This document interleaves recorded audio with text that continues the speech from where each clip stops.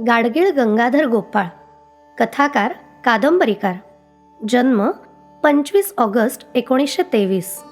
मृत्यू 15 सप्टेंबर 2008. सौ सत्यभामा व श्री गोपाळकृष्ण गाडगीळ यांचे ज्येष्ठ पुत्र गंगाधर गाडगीळ यांचा जन्म मुंबई येथे झाला. येथील आर्यन एज्युकेशन सोसायटीच्या शाळेतून 1938 साली ते मॅट्रिक झाले. 1944 साली त्यांनी मुंबई विद्यापीठाच्या विल्सन महाविद्यालयातून MA इतिहास, राज्यशास्त्र आणि अर्थशास्त्र या विषयात पदवी प्राप्त केली. 1948 साली वासंती खटखटे यांच्याशी ते विवाहबद्ध झाले. 1946 साली किकाबाई महाविद्यालय सुरत, पोद्दार महाविद्यालय व सिडनहॅम महाविद्यालय मुंबई, 1959 रुपारेल महाविद्यालय मुंबई येथे प्राध्यापक म्हणून कार्यरत होते. 1946 पासून 1971 पर्यंत त्यांनी नरसी मोनजी वाणिज्य महाविद्यालय मुंबई या महाविद्यालयाचे प्राचार्यपद भूषविले. आपटे उद्योग समूह मुंबई व वालचंद उद्योग समूह यांचे ते आर्थिक सल्लागार होते. मराठी नवकथेचे शिल्पकार. 1941 साली प्रिया आणि मांजर ही गाडगिळांची पहिली कथा वाङ्मय शोभा मासिकात प्रकाशित झाली. तेव्हापासून 2008 पर्यंत त्यांनी सातत्यपूर्ण लेखन केले. गाडगिळांना लेखक म्हणून आपल्या स्वत्वाची व सामर्थ्याची खूण प्रारंभ काळातच उमगली. 1949 मध्ये कडू आणि गोड कथेला अभिरुची मासिकाचं पारितोषिक, 1954 साली भिनलेले विष कथेला न्यूयॉर्क हेरल्ड ट्रायब्यून पारितोषिक, तसेच तलावातले चांदणे 1954, ओले ऊन 1957 या कथासंग्रहांना मुंबई राज्य पारितोषिके अशी मान्यता यांच्या कथालेखनाला मिळाली. 1945 ते 1960 हा कथाक्षेत्रावरील त्यांच्या अधिराज्याचा कालखंड ठरला. 1940 नंतरच्या दशकात बासी मर्ढेकरांनी कवितेच्या क्षेत्रात आणि गाडगिळांनी कथाक्षेत्रात मन्वंतर घडवून आणलं. प्रस्थापित साहित्य परंपरेला नकार व धक्का देणाऱ्या त्यांच्या साहित्यातून नवसंवेदनशीलता, नवी कलादृष्टी मूर्त झाली. पाश्चात्य साहित्य व समीक्षा यातील नव्या प्रवाहांची प्रेरणा या प्रवर्तनामागे निश्चितच होती. परंतु तीच केवळ नव्हे, 20व्या शतकातील झपाट्याने व अंतर्बाह्य बदलत गेलेले जीवन वास्तव, नवनवे ज्ञानव्यूह, नवे संशोधन, त्यातून उपजलेली नवी परिप्रेक्ष्ये आणि नवे जीवनदर्शन हे सारे साहित्यातील नवतेच्या प्रवर्तनाला प्रेरक ठरले. त्यातून नव्या कलासंकेतांचा व्यूह अपरिहार्यपणे आकाराला आला. गाडगिळांच्या नवकथेतूनही याची प्रचिती येते.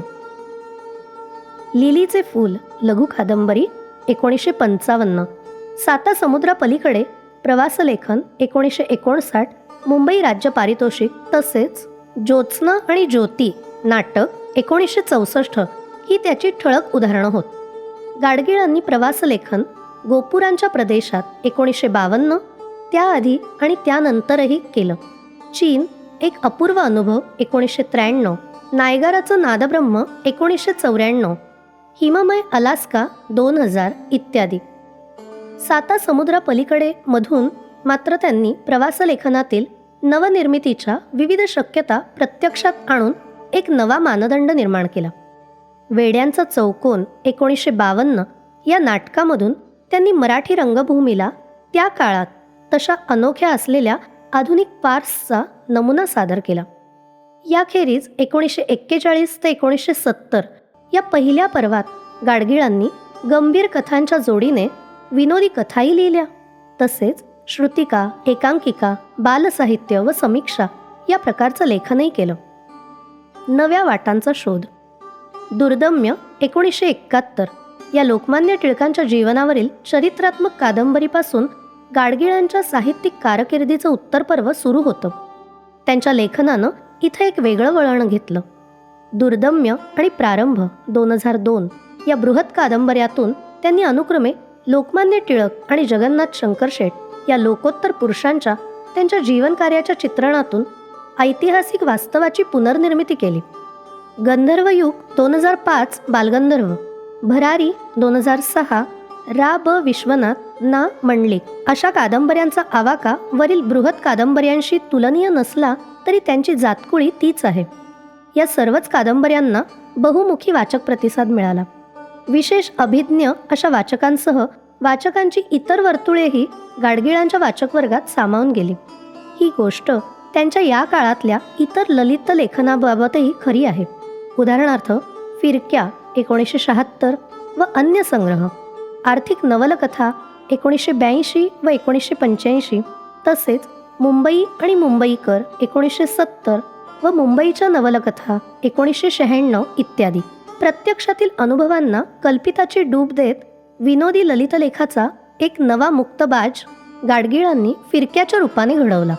याखेरीज मुंबईच्या सामाजिक सांस्कृतिक इतिहासातून निपजलेले 19व्या शतकातल्या मुंबईतील जीवनाचा खास स्वाद देणारे लेखन ही देखील अस्सल मुंबईकर लेखक असलेल्या गाडगिळांची आणखी एक वेधक निर्मिती आहे.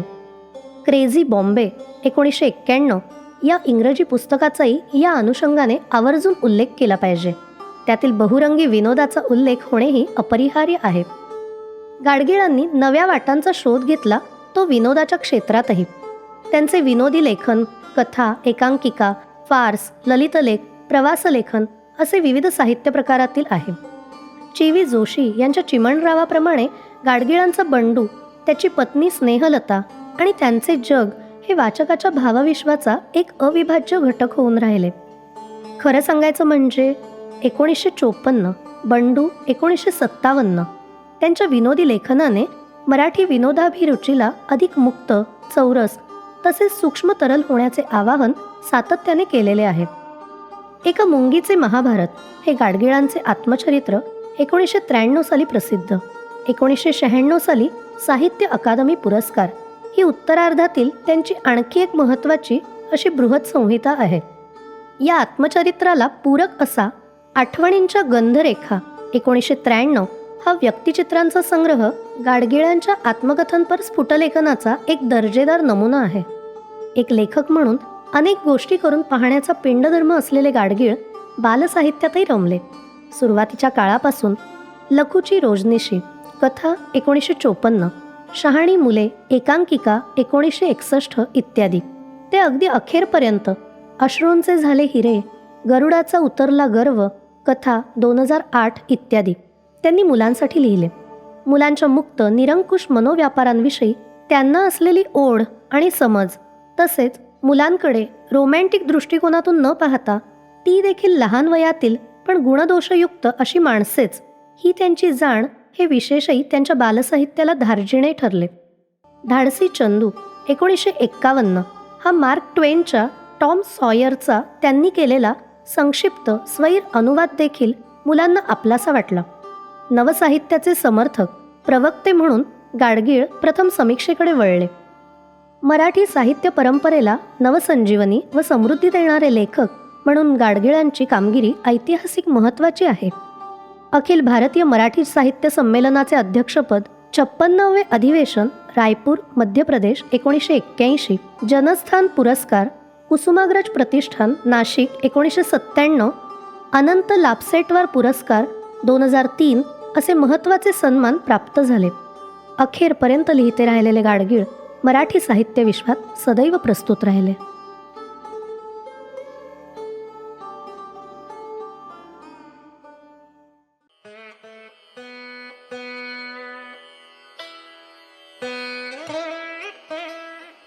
G.A. कुलकर्णींचा परिसंवाद, त्यांचं लेखन असो किंवा त्यांच्याबद्दल बोलणं असो, त्यांच्या साहित्याचं गारूड कायम मनावर राहतं आपल्या. आणि सकाळी जेव्हा आपण पहिलं गाणं जे ऐकतो ते दिवसभर मनात रेंगाळत राहतं असं आपण म्हणतो, तसं हे G.A. कुलकर्णींच्या साहित्याचा गारूड मागे रेंगाळत राहू दे आणि आपण पुढच्या सत्राकडे वळूया.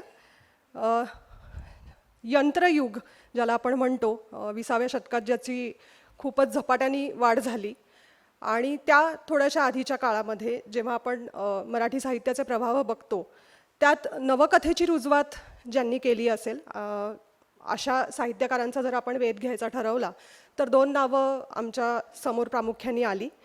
संमेलनाच्या दृष्टीने विचार करता जन्मशताब्दी वर्षही आहे, त्यामुळे पहिलं म्हणजे नवकथेचे शिल्पकार ज्यांना आपण म्हणतो ते गंगाधर गाडगीळ, आणि दुसरं ज्यांच्या कथांच्या विषयांमध्येही वैविध्यता आहे आणि ज्यांनी वेगवेगळे विषय कथेमध्ये रुजवत आणले वेगळ्या प्रकारांनी, ते शांताराम म्हणजेच के ज पुरोहित. असं हे सत्र 2 भागांमध्ये आपण विभागलेलं आहे. या सत्रासाठी आपल्याला अध्यक्ष म्हणून लाभलेल्या आहेत डॉक्टर निलिमा गुंडी. त्यांना मी विनंती करते की त्यांनी व्यासपीठावर यावं. याचबरोबर या परिसंवादात जे सहभागी आहेत, कथालेखनासाठी डॉक्टर निर्मोही फडके, गंगाधर गाडगीळ यांचं कथालेखन, कादंबरी बद्दल बोलण्यासाठी डॉक्टर रुपाली शिंदे यांना मी व्यासपीठावरती आमंत्रित करते. पुढची सूत्र मी निलिमाताईंकडे सोपवते. धन्यवाद. 10 मिनिटाची आधीच सूचना आलेली आहे, त्यामुळे लगेचच मी विषयाला सुरुवात करते. सन्माननीय व्यासपीठ आणि उपस्थित सर्व मान्यवरांना सस्नेह नमस्कार. अगदी एका वाक्यात आभार प्रदर्शन असं नाही म्हणता येणार, पण एक ऋण व्यक्त करते आयोजकांचे. नुक्कड साहित्य संमेलन या संमेलनामध्ये मला सहभागी करून घेतलं. साहित्य संस्कृती मंडळ आणि विवेक साहित्य मंच यांचे. नवकथा आणि गंगाधर गाडगीळ या विषयावर आत्तापर्यंत इतक्या लोकांनी आणि इतक्या वेळा लिहिलेले आहे की त्यात नव्याने चर्चा करण्याजोगे फारसे काही उरलेलेच नाही. आणि तरीही मला या विषयासंबंधी लिहावेसे वाटले. हीच गाडगिळांच्या अनित्य नवतेची साक्ष म्हणायला हवी, असं सुखमणी रॉय यांनी गंगाधर गाडगीळ व्यक्ती आणि सृष्टी या प्रभा गणोरकर संपादित ग्रंथात म्हटलेलं आहे. आणि त्यांच्या ह्याच वक्तव्याचा धागा पकडून मलाही असं म्हणावंसं वाटतं की गाडगिळांच्या कथांविषयी खरोखरच इतकं लिहिलं गेलेलं आहे, जसं मगाशी GNच्या कथांबद्दलही बोललं गेलं, तरीही प्रत्येक वेळेला काहीतरी आपल्याला गवसतं, एक वाचक म्हणून आणि एक अभ्यासक म्हणून सुद्धा. आणि त्या दृष्टीने मला इथे नमूद करावंसं वाटतं की गंगाधर गाडगीळ यांच्या कथा मला कालजयी वाटतात. कालजयी अशा अर्थानं की 60 वर्षांचा काळ उलटून गेलेला आहे आणि तरीसुद्धा ह्या लेखकांनी जे कथांमधून आपल्यापर्यंत पोहोचवलं ते आज या 21व्या शतकाच्या 25व्या वर्षापर्यंत आता आपण आलेलो आहोत. 2.5 दशकं आता होतील. आणि तरीही ती जी किडलेली माणसं आहेत, ती किडलेली माणसं आणखीनच एका वेगळ्या रूपामध्ये आज आपल्याला आजूबाजूला दिसतात. जेव्हा आपण वर्तमानपत्रातल्या किंवा सोशल मीडियावरच्या कथा किंवा बातम्यासुद्धा वाचतो, ज्या वास्तवामध्ये आहेत त्या, की इतका क्रूर आणि इतका निर्दयी असा माणूस आज आपल्याला आपल्या भोवती, आपल्या अगदी जवळ आसपास वावरताना दिसतोय. आणि हे जे किडलेपण आहे ते गाडगिळांच्या कथांमध्ये 50 वर्षांपूर्वीच त्यांनी मांडलेलं होतं. आणि म्हणूनच मला असं वाटतं की खरोखरच हे अशा प्रकारचं काळाच्या पलीकडचं किंवा काळाच्या सुद्धा वरचढ ठरणारं असं काही लेखन, अशा कथा किंवा अशा प्रकारचं व्यक्तिरेखन जेव्हा आपण पाहतो, वाचतो कथांमध्ये, त्यावेळेला असं वाटतं की मग ही एक प्रकारे माणुसकीची ही हार आहे का, की आज अजूनही इतक्या वर्षांनंतर सुद्धा आम्हाला अशा प्रकारची किडलेलीच नव्हे तर किडण्याच्याही पलीकडे गेलेली अशी माणसं आज आजूबाजूला आम्ही पाहतोय आणि त्यांच्याबद्दल वाचतोय. गाडगिळांच्या कथांमधला जो एक विनोदी किंवा प्रत्येकच त्यांच्या कथेमध्ये विनोदी कथा, तर हा पूर्ण एक अभ्यासाचा वेगळा विषय आहे. बंडू आणि त्या संदर्भातलं सगळं त्यांचं जे ती जी एक व्यक्तिरेखा आहे ती. पण तरीसुद्धा त्यातलं एक वाक्य त्यांच्या कथेमधलं मला आठवतं की स्फूर्तीची तपकीर ओढल्यावरती लेखनाची शिंक येणे हे अपरिहार्यच असतं. आणि ते आज म्हणजे ते वाचल्यावरती मला खरोखर सोशल मीडियावरचं आज जे काही स्फूर्तीची तपकीर ओढून जे काही शिंका लोक देत आहेत, तर अर्थात त्याच्याबद्दल चांगलंही त्याच्यामध्ये आपल्याला गवसचं काहीतरी पण खूप शोधावं लागतं. म्हणजे त्या शिंका ज्या आपण आपल्यासमोर पडत असतात सोशल मीडियावरती, तर त्यातल्या चांगल्या प्रकारचं काय आपल्याला घेता येईल ह्याच्यासाठी फार मोठा एक काहीतरी बुद्धिवाद लावावा लागतो. हा एक भाग झाला. आणि म्हणून त्या दृष्टीने मला असं वाटतं की खरोखर ह्या कथा कालजयी आहेत. आणखीन एक मुद्दा मला इथे मांडावासा वाटतो आणि तो म्हणजे नैराश्य. माणसाच्या आयुष्यामध्ये असणारं नैराश्य जे सतत आपल्या प्रत्येक क्षणामध्ये ठासून भरलेला आहे, त्या नैराश्याची एक किनार गाडगिळांच्या कथांमध्ये आपल्याला दिसून येते. जरी आपण सकारात्मकतेकडे वाटचाल करूया किंवा काही सकारात्मक विचार आपण आणूया मनामध्ये असं जरी म्हटलं तरीसुद्धा ही नैराश्याची जी जाणीव आहे, मनोविश्लेषणाकडे अर्थातच ती जाते, तर ती नैराश्याची जाणीव आजही दिवसेंदिवस अधिक दाट होत जाते. आणि अशा वेळेला त्या कथा वाचल्यावरती मला असं वाटतं की तो गाडगिळांच्या एका कथेमधला तो जो दगडाच्या समुद्रामधलं ते समुद्राच्या विषयीचं जे वर्णन आहे आणि त्या समुद्राच्या लाटा एका दगडावरती आपटतायत आणि त्याच्यावरती बसलेला तो जो किडा आहे, तो जो प्राणी आहे समुद्रातला, तो अतिशय स्वतःला वाचवायची काहीतरी धडपड करतोय. प्रत्येक लाट येते तसतसं त्याची जगण्याची जी काही एक आकांक्षा आहे ती कमी कमी होत जाते आणि शेवटच्या एका लाटेने ते पूर्ण तो दगड तो कव्हर करतो. आणि त्यावेळेला ते जे सगळं त्या प्राण्याचं नाहीसं होणं आहे, त्या नाहीशा होण्याकडे त्या कथेतले नायक आणि नायिका पाहत असतात. आणि ते पाहिल्यावरती त्यांच्या मनामध्ये जो थरार येतो की अरे केव्हा तरी असंही आपल्यालाही असं नाहीसं व्हायचं आहे, ती जी जाणीव आहे, ती जी मृत्यूची जाणीव आहे, ती जी नैराश्याची जाणीव आहे. आणि त्या जाणीवेकडून पुन्हा गाडगिळांनी असं लिहिलं की नाही, त्यांना जायचं आहे, त्यांना प्रकाशाकडे जायचं आहे, त्यांना लोकवस्तीकडे जायचं आहे, त्यांना जगण्याकडे जायचं आहे. तर ही जी सगळी एक जगण्या मरण्यातली जीवन मृत्यूमधली ही जी सगळी एक प्रकारची जी आपण स्पर्धा म्हणू, ही स्पर्धा आज अधिक दाट झालेली असताना 60 वर्षापूर्वीच्या, 50 वर्षापूर्वीच्या, 65 वर्षापूर्वींच्या ह्या कथा आपल्याला अधिकाधिक आपल्या जवळच्या वाटायला लागतात. आणि म्हणून मगाशी GNच्याबद्दल जो हिमनगाचा उल्लेख झाला, मला तर अतिशय तो मान्यच आहे की एक हिमनगच आहे तो, आणि आपल्याला ते टोक दिसतं आणि त्या टोकाभोवतीच आपण एक रुंजी घालत असतो. गाडगिळांच्या कथांविषयी मला असं वाटतं की गाडगिळांची कथा, प्रत्येक कथा ही एखाद्या बर्फाच्या तुकड्यासारखी आहे. हिमनग नाही आहे, तो तुकडा आपल्या आयुष्यामध्ये, आपल्या रोजच्या जाणीवांमध्ये, आपल्या रोजच्या जगण्यामध्ये इतका विरघळून गेला आहे की अरे खरंच असं आहे, अशा प्रकारचं जगणं आहे आणि हे आजही आपण जगतोय. जरी ती चाळ संस्कृती आज नसली किंवा तशा प्रकारच्या स्त्रियांची मनोधारणा आज बरीचशी बदललेली असली तरीसुद्धा कुठेतरी भागलेला चांदोबामधली ती स्त्री कुठेतरी माझ्यातही आहे का, अशा प्रकारचं एक मनोविश्लेषण व्हायला लागतं. ह्याचं कारण तो जो आईस क्यूब आहे किंवा तो जो बर्फाचा तुकडा आहे त्या कथेचा, तो कुठेतरी माझ्या जगण्यामध्ये सुद्धा, वाचकाच्या जगण्यामध्ये सुद्धा, माझ्या म्हणजे वैयक्तिक म्हणत नाही, वाचकाच्या जगण्यामध्ये सुद्धा विरघळलेला आहे. आणि म्हणून त्या कथा वाचताना आज जरी तपशिलांमध्ये फरक झालेले असले तरीसुद्धा त्या आपल्या जवळच्या वाटतात. गाडगिळांच्या कथांबद्दल अनेक पद्धतीने लिहिलं गेलेलं आहे. त्यांच्या कथांमधलं मनोविश्लेषण, मुंबई, त्यांच्या कथांमध्ये असलेली स्त्रीचित्रण, बालमानस, आकृतिबंध, आशय, अनुभूती या सर्वांगांनी त्यांच्या कथांबद्दल लिहिलं गेलं आहे. आणि म्हणूनच मला असं वाटतं की ह्या सगळ्या अंगांचा विचार करताना मला वैयक्तिक एक अभ्यासक म्हणून मला ज्या 2 गोष्टी जाणवल्या त्या म्हणजे त्यांच्या कथांमध्ये असलेलं जो कालातीत असा जो एक भाव आहे किंवा कालजयी अशी जी वृत्ती आहे ती, आणि दुसरं म्हणजे नैराश्यामध्ये असतानासुद्धा त्यांच्या कथांमध्ये, म्हणजे नैराश्याची जाणीव असतानासुद्धा त्यांच्या कथांमध्ये असलेलं लालित्य हे मला अतिशय भावलेलं आहे. साठी मी एक इथे छोटासा त्यांच्या कथेमधला एक परिच्छेद उद्धृत करू इच्छिते. खरं तर तो परिच्छेद आहे का ती कविता आहे? आजच्या जर का मुक्तछंद असलेल्या कवितांच्या सगळ्या एकूण क्षेत्रामध्ये आपण जे पाहतो की ज्या पद्धतीने कविता लिहिली जाते, तर हा कथेमधला हा परिच्छेद वाचताना मला असं वाटलं की ही खरोखर कविता असावी.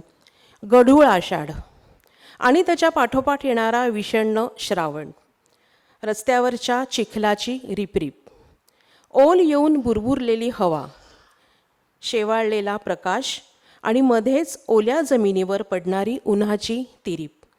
पाऊस कधी शिंतडतो, कधी कोसळतो, कधी घोंगावत गुरगुरत सोहो बाजूनी घेरतो, कधी तासनतास दिवसेंदिवस गळतच राहतो. खिन्नतेत खिन्नता ठिपकत राहते आज कितीतरी दिवस तो असा पडतो आहे. एकामागून एक बिन चेहऱ्याचे दिवस, एक एक चाचपडते पाऊल टाकीत अखेर अंधारात बुडत आहेत. हा एवढाच परिच्छेद जर का मी वाचला तर खरोखर ती कविताच वाटेल, इतकी काव्यात्मकता त्यामध्ये भरलेली आहे. आणि म्हणून ही जरी नैराश्याकडे नेणारी असली तरीसुद्धा हे जे लालित्य आहे त्यांच्या कथांमधलं, रोजच्या जगण्यातलं जरी एक कोरडेपणा असला तरीसुद्धा हे लालित्य आपल्यापर्यंत पोहोचतं, हा विरोधाभास त्यांच्या कथांमधला एक वाचक म्हणून आणि अभ्यासक म्हणून मला आकर्षित करतो. महायुद्धानंतर आलेली जी काही सगळी एकंदर वैफल्यग्रस्त जी जाणीव आहे, स्वातंत्र्यप्राप्तीनंतर स्वतंत्र सुंदर भारत आपला निर्माण होईल ह्या स्वप्नाला लागलेला जो काही एक या स्वप्नाला जे खिंडार पडलं ते आहे, किंवा त्याच्यानंतर आलेली सगळी भांडवलशाही आहे, ह्या सगळ्यांचं एक चित्रण आपल्याला त्यांच्या कथांमध्ये दिसतं. आणि त्यावेळेला आजच्या शतकामध्ये या वळणावरती एक वाचक आणि एक अभ्यासक आणि एक लेखक म्हणून सुद्धा मी असा विचार करते की आज आम्ही काय बघतोय. आज जागतिक जी समस्या किंवा जी काय आपत्ती 2 वर्षापूर्वी आपण अनुभवली, त्यानंतर ते जे सगळं जैव वैश्विक युद्ध झालेलं आहे त्याच्यानंतरच्या किंवा त्या काळामध्ये जे काही घडलं, ज्या प्रकारची एक मनोवस्था आमची बदलत गेली, ज्या जाणीवा बदलत गेल्या आणि जी जो काही मूल्यऱ्हास झालेला आहे त्याच्यातून आज आम्ही काय शोधतोय, तर हेच जे महायुद्धानंतर जे घडलं तो जरी तपशील त्याच्यामागचा वेगळा असला तरी शेवटी जगण्याबद्दलचं जे एक नैराश्य आणि त्या नैराश्यातून पुन्हा कुठेतरी प्रकाशाकडे जाण्याची जी काही ओढ आहे ती जशी भागलेल्या चांदोबामध्ये त्या तीला दिसते, ती आपल्यापर्यंत पोहोचते. आणखीन एक मला वैशिष्ट्य इथे नमूद करावंसं वाटते की त्यांच्या कथांमधला तो आणि ती, त्यांना नावं नाही आहेत आणि नाव नसल्यामुळे त्या एका जर का त्या नायकाला नायिकेला नाव असेल तर त्या नावाच्या अनुषंगाने येणारं जे सगळं संचित असतं ते संचित आपोआपच बाजूला होतो. तो फक्त तो आहे, ती फक्त ती आहे आणि तो किंवा ती हे माझ्यातही आहेत. त्यांना कोणत्याही प्रकारचा ह्या सगळ्या धर्म, जात किंवा वंश किंवा इतर काही जे आहे त्याचं कुठलेही लेबलं लागलेली नाही आहेत आणि म्हणून तो आणि ती आजही तसेच आहेत, जिवंत आपल्या आजूबाजूला आहेत असं मला वाटतं. मला असं वाटतं 10 मिनटं माझी वेळ होत आलेली आहे, त्यामुळे मी जास्त आणखीन काही मुद्दे आहेत परंतु त्यांचा परामर्श परत केव्हा तरी आपण भेटू त्यावेळेला नक्की घेईन. पण कालजयी असं या लेखन करणाऱ्या गंगाधर गाडगीळ यांच्या जन्मशताब्दीच्या निमित्तानं आपण पुन्हा एकदा या कथांकडे आणि जी.ए. आणि शांताराम या सगळ्या दिग्गजांच्या लेखनाकडे पुन्हा एकदा वळलो. इतिहासाकडे मागे वळून पाहावं का नाही आणि इतिहासाचा पूर्वसुरींचं काही घेऊन पुढे जावं की नाही, या सगळ्या विषयांचा किंवा ह्या सगळ्या वादाला बाजूला ठेवून आज मला असं वाटतं की थोडंफार ह्या सगळ्या कथा लेखनाकडे मराठी वाचकांनी, साहित्यप्रेमींनी, लेखकांनी, अभ्यासकांनी, विद्यार्थ्यांनी जरूर पाहावं आणि त्यातून आपल्यामध्ये काय आपल्याला आणता येईल आपल्या लेखणीमध्ये, आपल्या विचारांमध्ये आणि आपल्या जगण्यामध्ये सुद्धा याचा नक्की विचार करावा. पुनश्च सर्वांचे धन्यवाद. हो, नमस्कार. सर्वप्रथम सगळ्या संयोजकांचे आभार की मला गेल्या वर्षी बोलायला बोलवलेलं आणि यावर्षी परत एकदा संधी मिळाली की आभार जास्त मानायला पाहिजेत, या मताची मी आहे. दुसरी गोष्ट, इथं उपस्थित असलेले सगळे मान्यवर, खूप साऱ्या माझ्या मित्रमैत्रिणी आहेत. मोरे सर आहेत, भारत सासणे आहेत, माधवी वैद्य आहेत, निलिमा गुंडी आहेत, सुजाता आणि बाकी कोणी राहिलं असेल तर मीरा शिंदे पण आहेत. या सगळ्यांना नमस्कार. माझ्या विद्यार्थ्यांनाही नमस्कार की जे आवर्जून माझं ऐकायला आलेले आहेत. कृतज्ञता व्यक्त करते आणि विषयाला सुरुवात करते. 2 गोष्टी आपल्याला असं दिसतं की नवकथाकार आणि नवकवितेचे जनक ज्यांना आपण म्हणतो मर्ढेकर, हे दोनही कवी आणि कथाकार हे कादंबरी लिहिताना फारसे यशस्वी झाले नाहीत, किंबहुना अपयशीच झालेत. हे पहिल्यांदा आपण लक्षात घेतलं पाहिजे. असं का? ही गाडगिळांची पहिली कादंबरी लिलीचे फूल ही 1955 साली प्रसिद्ध झाली आणि दुर्दम्य जी 2 खंडांमध्ये प्रसिद्ध झालेली लोकमान्य टिळकांवरची चरित्रात्मक कादंबरी ही 71 साली प्रसिद्ध झाली. या साहित्य संमेलनाचा मोठा म्हणजे याच्याकडे एका वेगळ्या दृष्टीनं मी असं बघते, आणि ज्यांनी आवा कुलकर्णींना ऐकलं असेल त्यांना त्यांचं एक वाक्य नक्की आठवेल की जसजसा काळ पुढं जातो तसं तसं लेखकाला लावलेली विशेषणं जी असतात ही तशी ती मारुतीच्या शेंदुरासारखी ती पुटं चढत जातात, आणि अभ्यासकाला ही पुटं सगळी खरवडून काढून आत खरंच काय दिसतं हे शोधून काढायचं असतं. मला असं वाटतं की ही संमेलनं म्हणजे असं खरवडून बघण्याची एक संधी आहे. ही संधी याच दृष्टीनं मी गंगाधर गाडगिळांच्या कादंबरीचा विचार करते. गंगाधर गाडगिळांच्या कादंबरी एकूण लेखनाबद्दल ग्रेसनी जे म्हटलेलं आहे ते मी इथं नमूद करते. संस्कृती संघर्षाच्या आकांतमय पाताळात आपले हरवलेले निरांजन गंगाधर गाडगिळांची प्रतिभा शोधत होती. मला ग्रेस आपले आवडते कवी आहेत, फक्त मला एवढंच म्हणायचं की या सगळ्या ग्रेस असतील, गंगाधर गाडगिळ असतील, शांताराम असतील आणि हे सगळे जी ए कुलकर्णी असतील, हे सगळे हे लेखक किंवा हे कवी ही आधुनिकीकरणाला त्यांनी त्यांच्या परीने दिलेली, त्यांच्या पिंडधर्माप्रमाणे दिलेला तो एक प्रतिसाद आहे. या पद्धतीनं आपण बघूयात. कालजयी असतं वगैरे म्हणणं बरोबर आहे, ठीक आहे, पण कालजयी असणारं मागे काय उरतं आणि निघून काय जातं हेही कधीतरी शोधायला पाहिजे. याच दृष्टीनं आपण पाहिलं तर आपल्याला असं दिसेल की दुर्दम्य या कादंबरीबद्दल देशपांडेंनी जे म्हटलेलं आहे की ही कादंबरी हृद्य आहे, वाचनीय आहे, पण तिच्यामध्ये प्रतिभेची झळाळी नाही. दुसरी गोष्ट सहंनी त्यांच्या लेखामध्ये म्हटलेलं आहे की परंपरेपासून तुटणं वेगळं आणि इतरांच्या जीवनावर परंपरेचा प्रभाव न जाणवणं हे वेगळं. दुर्दैवाने किंवा माहीत नाही, लेखक म्हणून आपण विचार केला तर दुर्दम्य कादंबरी एकूण वाचताना आपल्याला असं दिसतं की गंगाधर गाडगिळांना आकळलेले लोकमान्य टिळक जे आहेत, कारण ती ऐतिहासिक कादंबरी एका अर्थाने आहे की त्या इतिहासाचं पुनरावलोकन करून इतिहास नव्यानं रचण्याचं काम कुठलाही लेखक करत असतो आणि त्याला इतिहास नव्याने सापडत असतो, इतिहासाला नवा तो अर्थ देत असतो. ही इतिहासाचा पुन्हा एकदा शोध घेण्याची काय जी प्रक्रिया आहे ती प्रक्रिया कुठेतरी गंगाधर गाडगिळांनी बाजूला ठेवलेली दिसते. याचं कारण असं आहे की गंगाधर गाडगिळांनीच पणजीला झालेल्या संमेलनामध्ये नमूद केलेलं आहे की टिळकांच्या जीवनातील भव्यता ही माझ्या लेखनातील अडचण होती आणि टिळक हे माझ्या बोन्समध्ये हाडात आहेत असं मला वाटतं आणि गांधी तसे माझ्या बोन्समध्ये नाहीत. आता या बोन्समध्ये आहेत आणि नाहीतचा अर्थ नेमका काय घ्यायचा ही आपली वाचक म्हणून परीक्षा असते. गांधींचं स्वातंत्र्य चळवळीचं नेतृत्व गाडगिळांना आपलंसं वाटलेलं नाही आणि टिळकांचं वाटलंय.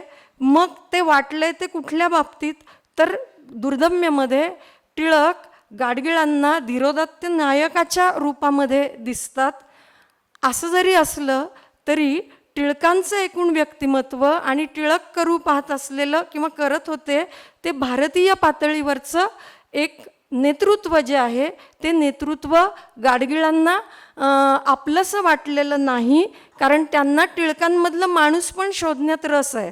असं का होतं याचं कारण म्हणजे गाडगीळ हे आधुनिकीकरणामधले ज्याला आपण म्हणतो की दुभंगलेपण आहे, जे मगाशी कथांबद्दल आलं किंवा एकूण त्यांच्या लिलीचं फूलमध्ये आलेलं आहे की शृंगार किंवा प्रेम किंवा रतिशक्ती जी आहे ती जिथून आपल्याला समर्पण किंवा कुठलीही भावना आपल्याला खूप स्वच्छ शुद्ध स्वरूपात हवी असती, पण आपल्यामधले स्वार्थ, द्वेष, हिंसा या सगळे इतर ज्या प्रेरणा आहेत त्याच्यामुळं मुळातलं शुद्ध काहीतरी असतं ते हळूहळू नासत जातं.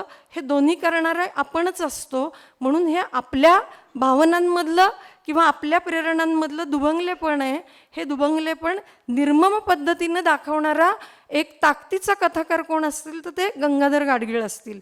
हे दुभंगलेपण घेऊन गाडगीळ जेव्हा लोकमान्य टिळकांचं व्यक्तिमत्व मांडायला जातात तेव्हा दुभंगलेल्या जाणीवेतून एकसंध आणि व्यापक व्यक्तिमत्वाला तपासताना किंवा त्याला रचताना गाडगीळ त्यातलं माणूस पण शोधत राहतात आणि अनेक ठिकाणी अनेक प्रकारच्या गफलती करत जातात. त्यातली एक दोनच गोष्टी मी फक्त सांगणार आहे. ती म्हणजे गाडगिळांनी मोक्षची संकल्पना आपल्याला थोडीफार तरी ऐकून माहिती असती, तर त्या एका कादंबरीच्या एका अवतरणामध्ये त्यांनी जे मांडलेलं आहे ते असं आहे की हा मोक्ष नेमका आहे तरी काय. तर मोक्ष टिळक असं म्हणतात की क्षणभर परमेश्वरानं मला साक्षात मोक्ष देतो म्हणून म्हटले तरी मी तो झिडकारून त्यांना असं म्हणेन की प्रथम पारतंत्र्यातून सुटलेला माझा देश मला पाहायचा आहे. कारण वैयक्तिक मोक्ष झाला तरी तो उच्च कोटीचा, पण पराकाष्ठेचा स्वार्थ साधूपणाच आहे. आता मोक्ष हा पराकोटीचा स्वार्थ आहे असं वाटतं. हे मोक्षाबद्दलचं रीडिंग गाडगीळ करतात ते मला असं वाटतं की मुक्त भांडवली व्यवस्थेतलं अचीव काहीतरी मिळवणं, त्या अचीवमेंटच्या दृष्टीनं बघितलं की मोक्षामधलं विरक्त होणं आणि मुळात टिळकांना अपेक्षित असलेलं गीता रहस्यातलं कर्मयोग प्रधान आधुनिकीकरण हे गाडगिळांनी लक्षातच घेतलेलं नाही. म्हणून मी म्हणते की खंडित झालेल्या दृष्टीने भारतीय पातळीवर नेतृत्व करू पाहणाऱ्या मराठी नेतृत्वाला गाडगिळांनी बोनसाय केलेलं आहे आणि ते इतकं बोनसाय केलेलं आहे की ते गाडगिळांच्या कुंडीतूनही दिसू नये अशी परिस्थिती आहे. आणि हे ऐकायला खूप कठोर वाटेल, पण पुन्हा शेंदूर खरवडायचे म्हटल्यानंतर खाली काय हे दिसतं आणि ते तितक्याच निर्मम पद्धतीनं ज्याची सुरुवात गाडगिळांनी केली ती आपण पाहायला पाहिजे. दुसरा प्रसंग मला फक्त इथं नमूद करायचा आहे, तो म्हणजे टिळकांच्या अंत्ययात्रेच्या प्रसंगीचा तो उल्लेख आहे आणि त्याच्यासाठी मी मोरे सरांना विशेष आभार त्यांचे मानते याच्यासाठी की आम्ही मराठी लेखक कवींच्याबद्दल खूप सारी विशेषणं लावतो. तुम्ही समाजशास्त्राची मंडळी विशेषणं वापरतच नाही, त्यामुळं आरसा खूप स्पष्ट असतो. आमच्या मराठी लेखक कवींचे अक्षांश रेखांश मोजताना आम्हाला गरजा महाराष्ट्र, लोकमान्य ते महात्मा, तुकाराम दर्शन आणि आत्ता आलेलं महाराष्ट्राची लोकयात्रा या पुस्तकांचा उपयोग होतो. म्हणून तुमचे विशेष आभार. आता मूळ मुद्दा असा आहे की लोकमान्यांच्या अंत्ययात्रेच्या वेळी तो जो प्रसंग आहे की तिथं गांधी हजर आहेत आणि गांधी त्यांच्या अंत्ययात्रेला तो खांदा देणं ज्याला आपण म्हणतो त्याच्यासाठी गांधी पुढे सरसावतात. कुणीतरी विरोध करतं कारण तुम्ही ब्राह्मण नाही म्हणून. आणि गाडगिळांनी तो प्रसंग कसा रेखाटला आहे त्याच्याबद्दलचं मी अगदी थोडक्यात म्हणजे 2 वाक्य फक्त वाचून दाखवते. त्यांनी ताटीला हात घातला तेव्हा कोणीतरी त्यांना अडवण्याचा प्रयत्न केला. तुम्ही ब्राह्मण नसल्यामुळे खांदा देऊ नये. गांधी थबकले. खाली मान घालून त्यांनी विचार केला. मग एकदम मनाचा निर्णय घेऊन ते उद्गारले, लोकसेवकाला जात नसते, आणि गांधींनी खांदा दिला. इथपर्यंत बरोबर. याच्या पुढचं जे आहे ते आपल्याला लोकमान्य ते महात्मामध्ये वाचायला मिळतं. म्हणून सरांचे पुन्हा एकदा आभार. गाडगिळांनी गोष्ट अपुरीच सोडली आहे. गांधींच्या पाठोपाठ मौलाना शौकत अली पुढे सरसावले. त्यांनीही टिळकांना खांदा दिला. टिळक जातीप्रमाणे धर्माच्याही पलीकडे गेले होते. हे गाडगीळ समजू शकले नाहीत. हे खेदानं पण नमूद केलं पाहिजे. दुसरा लोकमान्य ते महात्मामधला दुसरा जो संदर्भ आहे की तो संदर्भ असा आहे की त्या खांदेकरांपैकी पुरुषोत्तम बाळकृष्ण काळे यांनी आपल्या पत्नीचं चरित्र लिहिलेलं आहे. त्यात टिळकांना खांदा देण्यासाठी आपण म्हणजे ते स्वतः म्हणजे ईर्ष्येने पुढे सरसावले असं काळे सांगतात. हे जे काही नेतृत्वाच्या भोवतालचं समाजवास्तव आणि त्या समाजवास्तवामध्ये परंपरा प्रवाहित होत असताना कुठल्याही परंपरेचा अर्थविस्तार होत असतो आणि अर्थसंकोचही होत असतो. अर्थसंकोच आणि अर्थविस्ताराची प्रक्रिया एकाच वेळी समांतरपणे चाललेली असती. गाडगिळांची दृष्टीच खंडित असल्यामुळे गाडगीळ त्यांच्या बोन्समध्ये असलेल्या टिळकांकडे सुद्धा व्यापक दृष्टीने पाहू शकले नाहीत. म्हणून सहनना त्यात प्रतिभेची झळाळी जाणवली नाही. मी असं म्हणते की गाडगिळांना संधी होती की लार्जर दॅन लाईफ असं असलेलं टिळकांचं व्यक्तिमत्व रेखाटण्याची आधुनिक दृष्टीने ती संधी त्यांनी गमावली. त्यामुळे 2 खंड वाचूनही फारसा हाशील हाती लागत नाही. इतकंच मी म्हणते आणि थांबते. धन्यवाद.